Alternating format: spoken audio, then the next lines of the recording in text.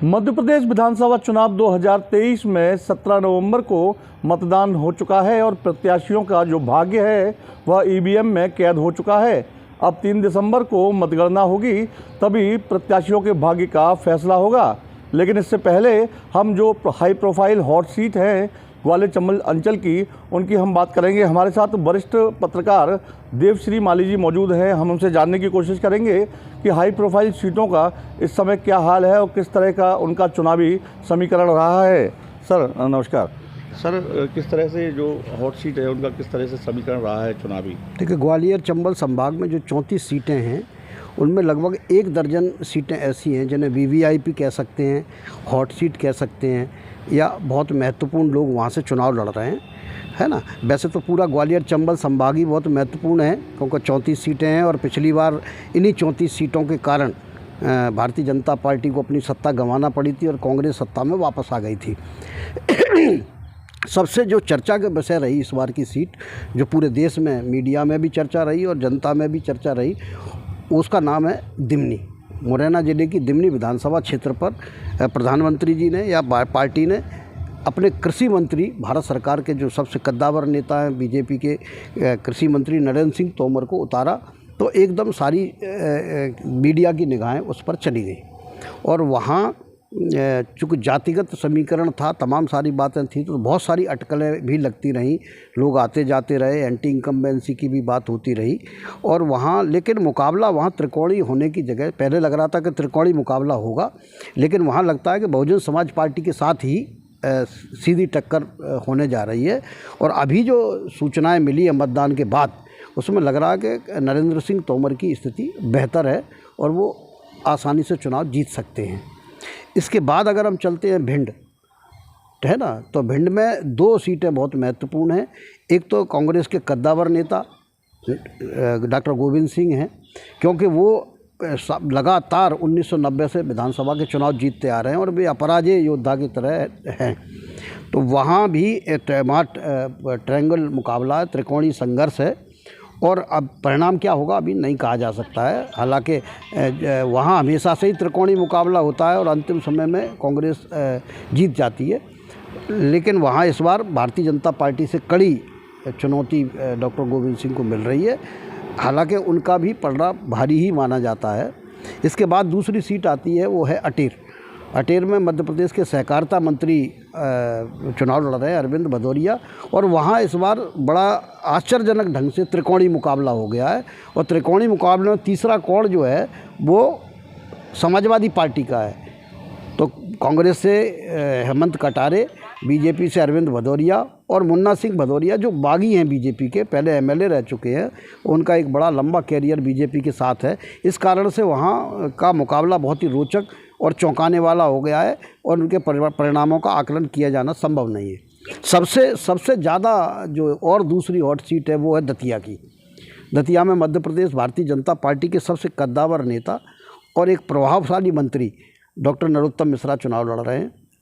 और उनके सामने उनके चिरपरिचित जो प्रतिद्वंदी है राजेंद्र भारती, वह हैं। वहाँ भी सीधा मुकाबला है और इस बार काफ़ी कांटे का मुकाबला माना जा रहा है।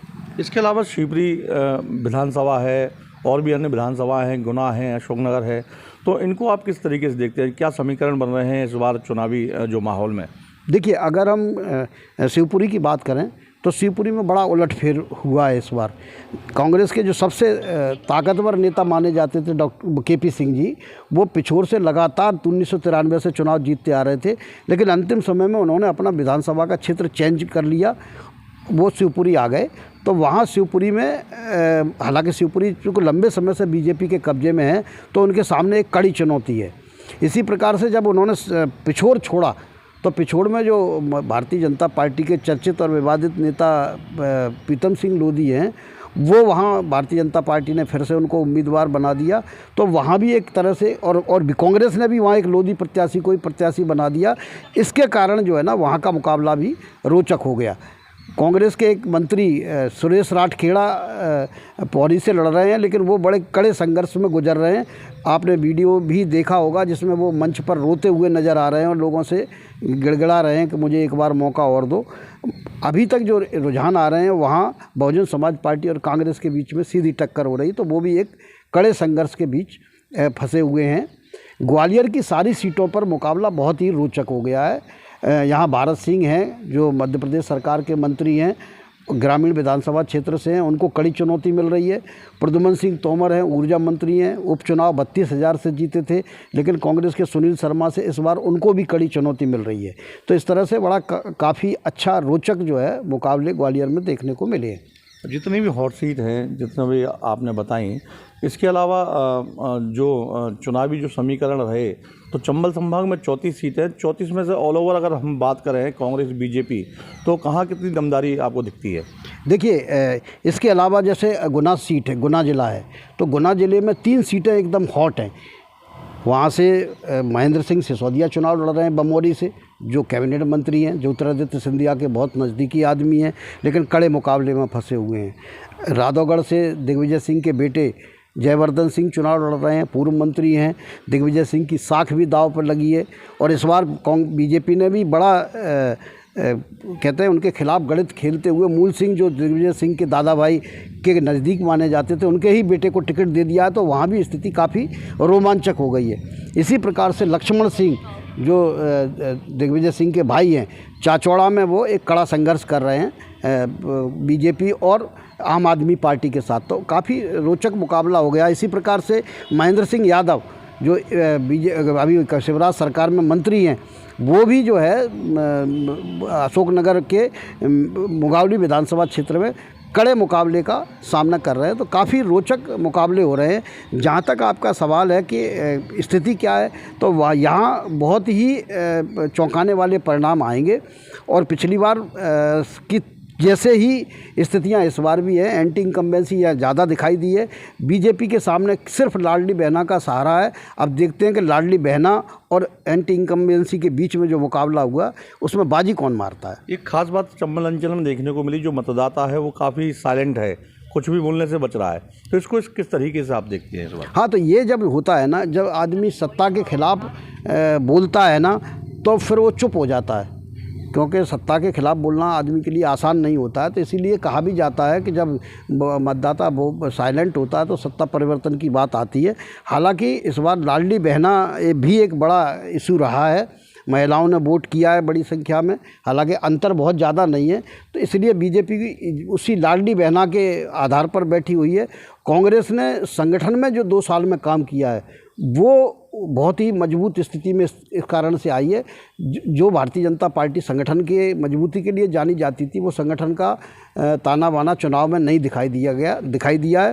तो संगठन के एकजुटता और एंटी इनकम्बेंसी, इन दोनों के भरोसे कांग्रेस बैठी है। तो अभी ये कहा नहीं जा सकता कि कौन कितनी सीटें जीतेगा, लेकिन फिलहाल यहाँ कांग्रेस की स्थिति थोड़ी ठीक दिखाई दे रही है। ज्योतिरादित्य सिंधिया केंद्रीय मंत्री हैं, उनका काफ़ी प्रभाव बता रहे थे इस चुनावों में, का जोर शोर से प्रचार किया गया, तो कितना प्रभाव रहेगा इस बार? नहीं, अब कितना प्रभाव रहेगा ये तो परिणाम बताएंगे, लेकिन ज्योतिरादित्य सिंधिया ने मेहनत बहुत की है। उन्होंने पिछले 6 महीने से ग्वालियर चंबल संभाग में लगातार मेहनत की है और हर जातिगत सम्मेलन किए, कम से कम 60 जातियों के साथ उन्होंने व्यक्तिगत सम्मेलन किए, कार्यकर्ताओं के साथ उठे बैठे, कार्यकर्ताओं की बैठक से 1 to 1 करने की कोशिश की। तो इसका फ़ायदा मिलेगा या नहीं मिलेगा, क्योंकि कांग्रेस में, बीजेपी में और कांग्रेस में अंतर यही है कि कांग्रेस लीडर बेस्ड पार्टी है और बीजेपी कैडर बेस्ड पार्टी है। कांग्रेस बीजेपी के कार्यकर्ता उस स्थिति को कैसे लेते हैं, क्योंकि लगातार अभी तक देखने में आया कि दोनों के कार्यकर्ताओं के बीच में वैसा तादाद में नहीं बन पा रहा। दोनों के बीच में दूरियां थी, वो चुनाव में भी दिखाई दी, चुनाव के पहले भी दिखाई दी। हालांकि सिंधिया ने लगातार इस बात के प्रयास किए कि ये दूरी कम हो। अब ये चुनाव परिणाम बताएंगे कि वो दूरी कम हुई कि नहीं हुई। तो ये थे हमारे साथ वरिष्ठ पत्रकार देव श्रीमाली जी। तो इनका जो कहना था आपने सुना, किस तरह से उन्होंने हॉट सीट पर हमसे बेबाकी से चर्चा की। वाले से धर्मेंद्र शर्मा, TV9 डिजिटल, मध्य प्रदेश।